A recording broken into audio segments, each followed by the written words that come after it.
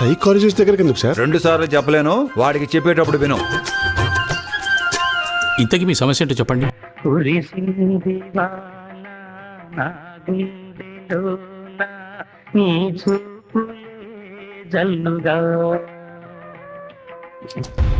There is no problem, సమస్య లేదు.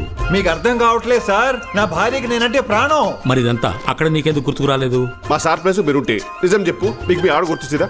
ఎక్కువ శాతం మొగుళ్ళకి ఆ టైంలో ఆళ్ళ పిల్లలు గుర్తుకురారు. రామ్ని అనుమానించడమా? మగాళ్ళు ఎలా ఉండాలి అన్నదానికి రోల్ మోడల్ రామ్.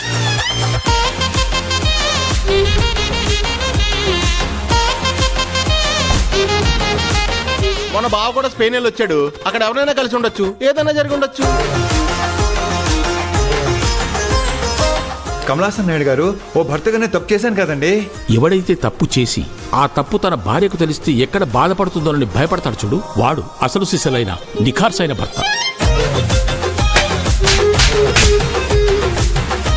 ఇంట్లో ఎవరెవరు ఉంటారు? అన్న, వదిన, వాళ్ళ అబ్బాయి, నేను, వదినోళ్ళ చెల్లి ఉంటాం.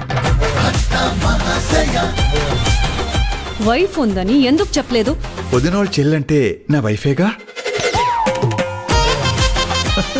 కాదా?